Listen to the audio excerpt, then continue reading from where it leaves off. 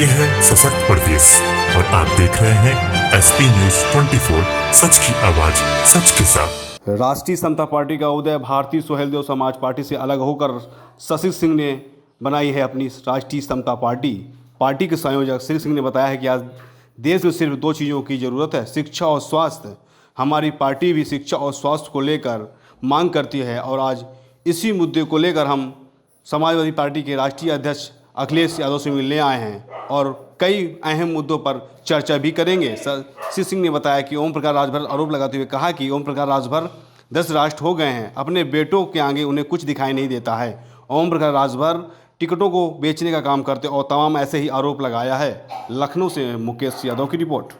Maurya BJP छोड़कर Samajwadi party में गए और उनकी क्या स्थिति हुई, उसको देखते हुए 2024 का जो चुनाव आ रहा है, आपने जो साथ छोड़ा है उसका कितना असर उनको देखने को मिलेगा और आप कितनी बेहतर तरीके से 2024 को सफल बनाएंगे? देखिए, ओम प्रकाश राजभर जी के साथ 18 साल मेहनत करते करते उनके साथ राजभर 40 से 45% खड़ा हुआ। कब? जब बीजेपी से गठबंधन किए तब। क्योंकि राजभर समाज जो है धर्म को बहुत पूछता है, धर्म को बहुत मानता है, भगवान राम को मानता है और वो भाजपा के साथ जब इनका गठबंधन जुड़ा, लेकिन जब अखिलेश यादव के साथ गठबंधन में इनका हुआ और बीजेपी को इन्होंने छोड़ा तो राजभर समाज थोड़ा सा और जोर लगाया।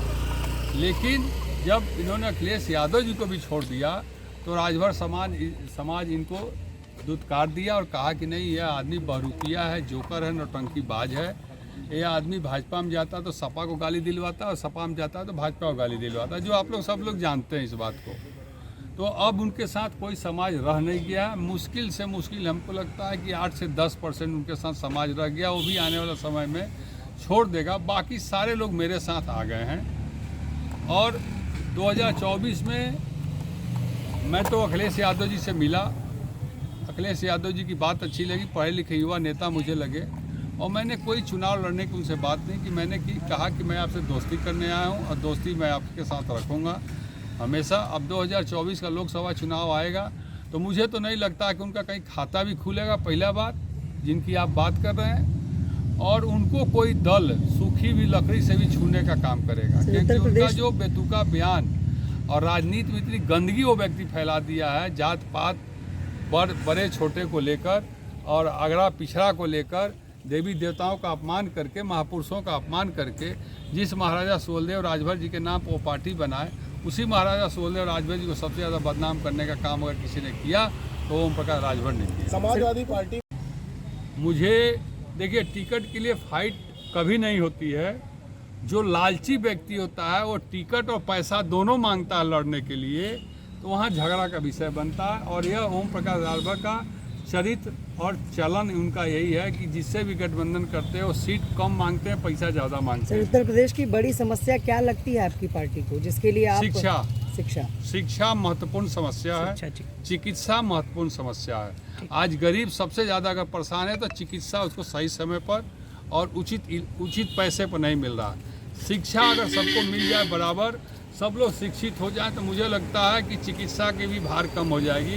तो मैं उत्तर प्रदेश सरकार के साथ साथ केंद्र सरकार से भी ये कहना चाहूँगा कि आप सारी योजनाओं को बंद कर दीजिए। निःशुल्क देने वाला जो आप चला रहे हैं वोट लेने के लिए, वोट फ्री की योजना मतलब क्या होता है कि वोट लेना है हमको। मैं तो कह रहा हूँ कि फ्री की सारी योजना बंद कर दीजिए और सबको चिकित्सा और शिक्षा बराबर देने लगिए। किसी को ज़रूरत नहीं पड़ेगी भोजन की, सारे लोग शिक्षित हो जाएंगे, खुद अपना बिजनेस करने लगेंगे।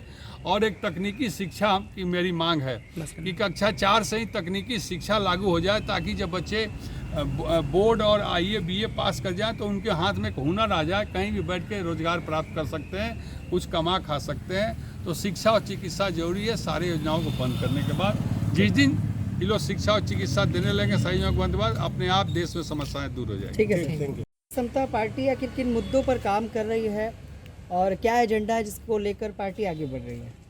देखिए, राष्ट्रीय समता पार्टी परिवारवाद, वंशवाद, राइट टू प्रॉमिस, जो वादा करो उसको पूरा करो। महिलाओं को जो अभी तक 33% आरक्षण नहीं मिला है, जबकि महिलाओं को कहा जाता है कि घर की और अर्धांगिनी कहा जाता था, आधा हक होता है। तो महिलाओं को 50% आरक्षण सारे चीज़ों में सुविधा मिलनी चाहिए, चाहे वो ग्राम प्रधान हो से लेकर प्रधानमंत्री तक की बात हो, गैर सरकारी हो या सरकारी हो, सभी चीज़ों में महिलाओं का समान अधिकार मिलना चाहिए। इन मुद्दों को लेकर हमारी पार्टी और सरकार, केंद्र सरकार और राज्य सरकार जितनी भी योजनाएं चला रही हैं निःशुल्क, सारे योजनाओं को बंद करके एक योजना चलावे, शिक्षा और चिकित्सा सभी जाति धर्म मजहब के लोगों को फ्री में मिलना चाहिए, तभी देश विकास करेगा। इस मुद्दे को लेकर हम लोग अपनी पार्टी को बनाएं और पार्टी को आगे चलाने का काम कर रहे हैं। शशि जी, आप ओम प्रकाश राजभर जी की पार्टी में थे, भारतीय सोहेलदेव पार्टी में थे, तो क्या वजह रही जिनसे आपको अलग होना पड़ा? ओम प्रकाश राजभर जी शुद्ध रूप से धृतराष्ट्र हो गए हैं। जिस तरह धृतराष्ट्र ने अपने पुत्र दुर्योधन और दुशासन के चक्कर में हस्तिनापुर को ख़त्म करने का काम किया, उसी रोल में आज ओम प्रकाश राजभर जी आ गए हैं। वो धृतराष्ट्र हो गए हैं, अपने दोनों पुत्रों के कहने के चक्कर में पूरी पार्टी को ख़त्म करने के कगार पर लगे हैं, और उन्हीं दोनों पुत्रों के वजह से मुझे पार्टी से बाहर होना पड़ा, क्योंकि ओम प्रकाश राजभर जी की आंख पर पट्टी बन गई है। आंख पर पट्टी तब बनी जब उनके पास धन का कुबेर आकर बैठ गया। जब उन्होंने विधानसभा 2022 के चुनाव में माननीय अखिलेश यादव जी से गठबंधन करने के बाद 18 सीट पाए, 2 सीट पर अपने बाप बेटा लड़े, और बाद ही बाकी सीटों को बेचने का काम किया, पैसा लेकर टिकट देने का काम किया और धन संग्रह करने का काम किया। उसके बाद से उनके अंदर अहंकार एक पैदा हुआ। उन्होंने कहा कि अब मैं हूँ, जो हूँ वही हूँ, और उन्होंने कहा कि हमारी पार्टी राजभर समाज की पार्टी है और मैं राजभर समाज का नेता हूँ और मैं इसकी मालिक हूँ।